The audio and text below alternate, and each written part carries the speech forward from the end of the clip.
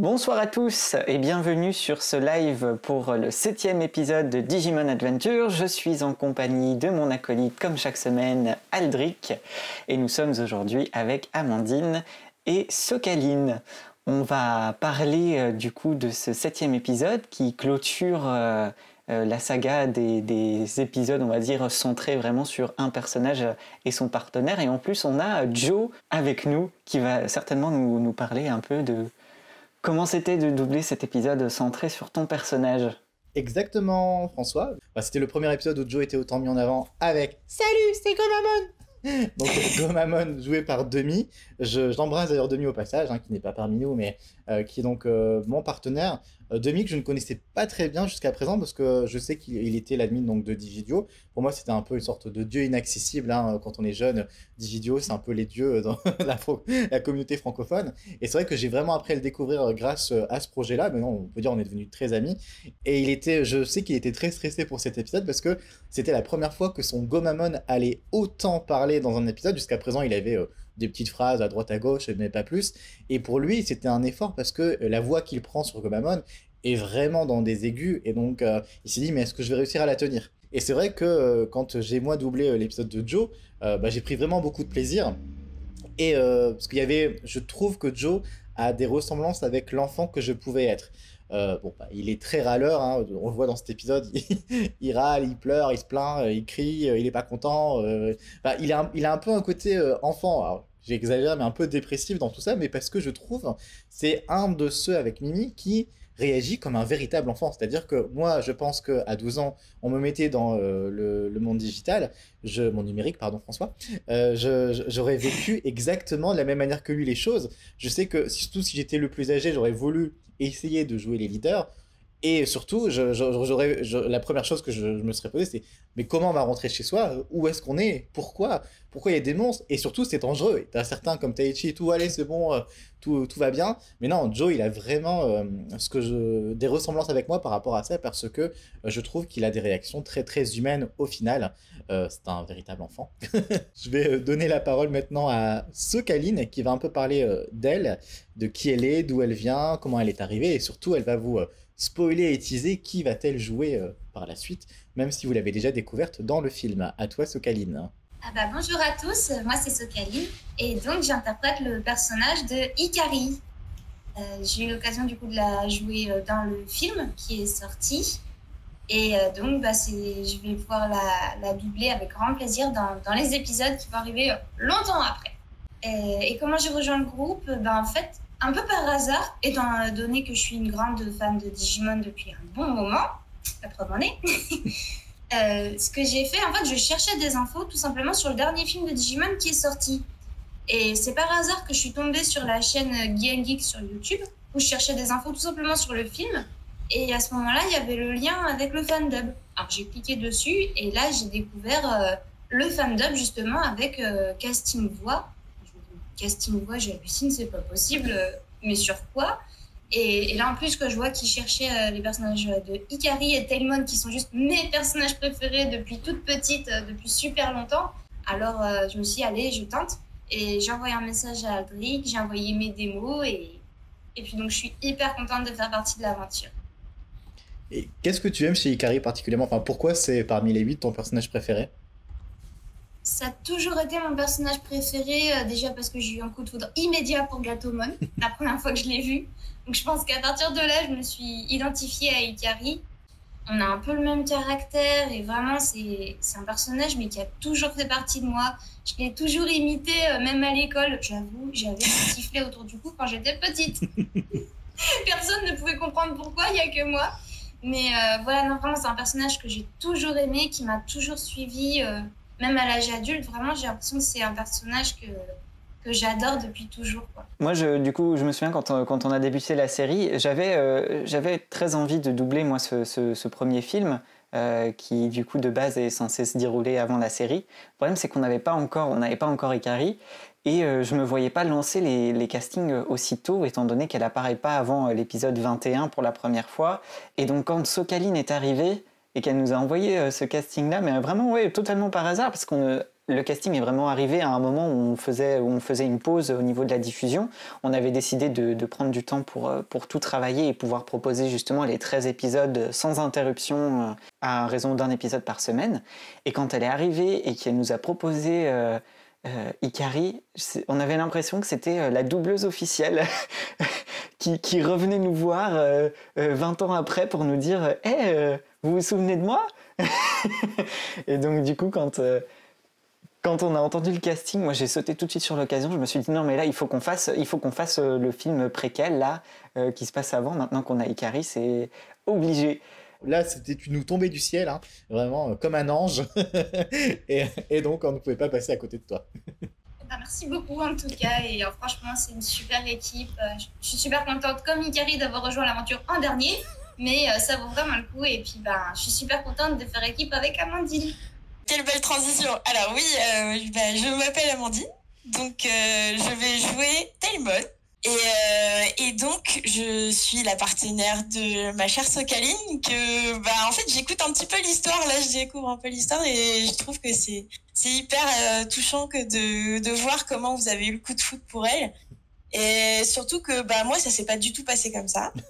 Je connais, en fait, Demi, qui joue Gomamon, et je l'entendais tous les soirs me raconter, pendant qu'on joue aux jeux vidéo, me dire oh là là, aujourd'hui j'ai fait mes voix pour faire Gomamon et tout, c'était super, j'ai eu l'équipe de doublage, ils me racontaient tout ça et je lui dis mais c'est trop bien, mais c'est le rêve de gamine que j'aurais aimé vivre, tu vois, de me dire je donne ma voix à un personnage de dessin animé, c'est donc un peu jalouse. Je lui dis s'il te plaît, Demi, tu pourrais pas voir s'il y aurait pas des petites voix secondaires, juste que je fais un petit coucou, tu vois, et puis surtout qu'on on fait du jeu de rôle, donc en fait il m'entend souvent interpréter des personnages parce que je maîtrise une partie, donc j'interprète plein de personnages à chaque fois, tout le temps, et donc il me dit oh oui, tu serais bien pour faire ça. Je trouve la première bande rythmo sur YouTube, je fais mon petit truc. Et 24 heures plus tard, Demi me dit « Oh tu vas pas deviner, mais t'as été pris pour un rôle hyper important. » 2 secondes avant, il me disait « Tous les rôles importants sont pris. » Donc moi, je m'attendais à avoir le petit Digimon enfant, vraiment, le gars qui passe. Et donc, je me retrouve avec Tailmon, et là, je dis oh !»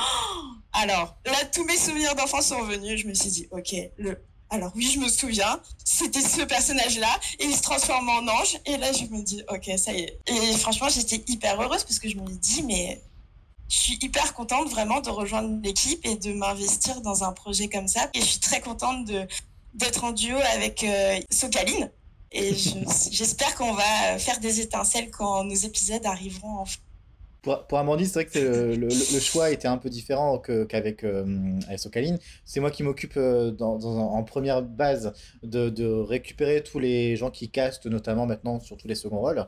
Et c'est vrai que je n'envoie vers François que ceux que je juge intéressants ou qui me plaisent ou que j'aime bien. Et c'est vrai que Demi m'avait parlé d'Amandine. Et moi, ce qui m'avait beaucoup plu, déjà, outre ta motivation et ton énergie, on sent ton expérience, même si t'es pas comédienne pure souche, mais t'as une expérience en jeu de rôle avec plein de voix différentes. Et ça s'entendait. Et je me suis dit, c'est vrai que, évidemment, il y avait plein de petits personnages secondaires, mais on n'avait pas tant de personnages féminins que ça en secondaire. Finalement, le casting Digimon est très masculin dans son ensemble, avec beaucoup, même chez les Digimon, de voix plus masculines. Et on avait eu Socaline pas longtemps avant. Et je me suis dit, je sais pas, je le sens vraiment sur Tailmon et tout ça, et je sentais qu'avec ta voix, il y avait quelque chose vraiment à faire. J'avais dit à François, parce que François il me dit, ah bon, carrément, Tailmon et tout. Je dis, oui, Tailmon et tout, fais-moi confiance. Jusqu'à présent, je pense qu'il a eu toujours raison de me faire confiance. J'ai toujours été bon dans mes choix artistiques.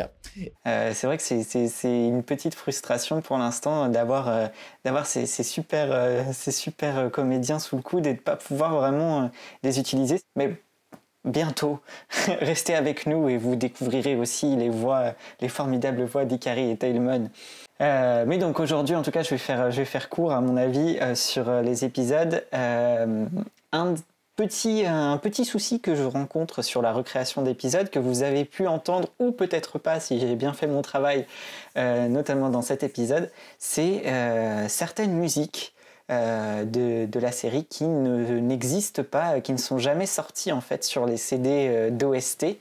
Ces musiques-là, en fait, je ne peux pas les remettre de manière propre dans l'épisode. Je suis obligé d'utiliser ce que j'avais expliqué dans un épisode précédent. J'enlève en fait toute la partie qui est en mono. Donc il me reste une partie de la musique, mais il manque quand même un tout petit peu. Et notamment, par exemple, là dans cet épisode 7, c'est Braveheart avec le synthé qui joue la mélodie à la place de la voix.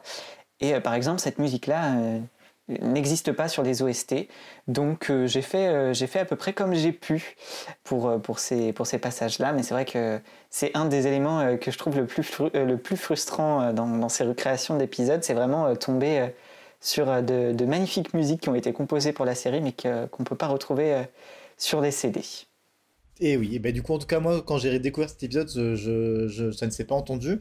Alors en plus, du coup, je suis assez attentif aux musiques parce que de base, je suis quelqu'un de l'ombre, vu que je suis dans mon passé producteur de spectacles, de comédie musicale. Mais là, avec ce projet, même si à la base, François était venu vers moi pour que je l'aide sur la partie, on va dire, technique, recrutement, casting, tout ça, je prends énormément de plaisir à incarner Joe.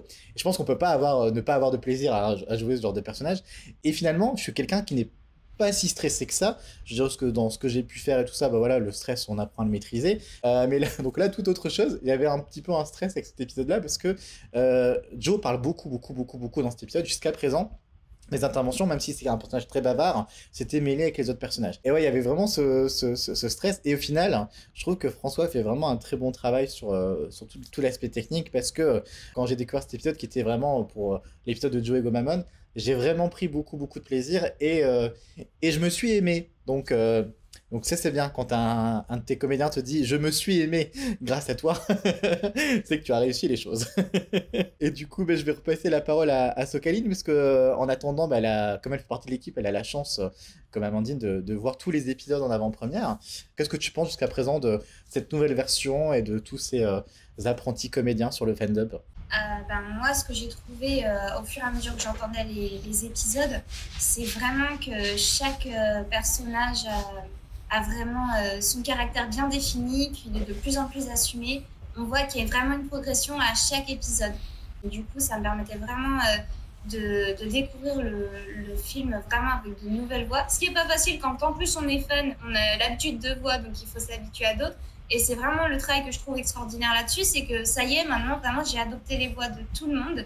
Et je trouve qu'ils font vraiment un super boulot. On sent que tout le monde est de plus en plus à l'aise. Tout le monde a vraiment adopté son personnage dans les cris, dans tout ça. Et franchement, c'est super, c'est vraiment super plaisant d'avoir à chaque fois les épisodes. Moi, je suis comme une fan. Je suis, oh là là, quand est-ce qu'il sort ? Je suis vraiment comme une dingue. Chaque fois que je le découvre, c'est à chaque fois un super plaisir.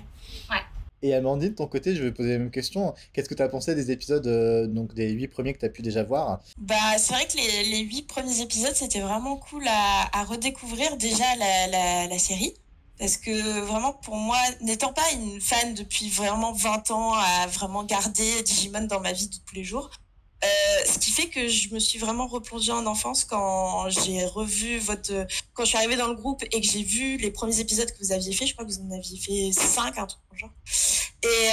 Et donc vraiment, j'ai tout redécouvert. Donc avec vos voix, j'avais presque vraiment oublié tout ce qui avait été fait quand j'étais petite. Donc vraiment, je repartais de zéro avec vos voix et vraiment, je me suis dit, ok, super. Ça, déjà, c'est hyper propre. Vraiment, ça, c'est hyper satisfaisant. Et je trouvais que le choix des voix était vraiment bien.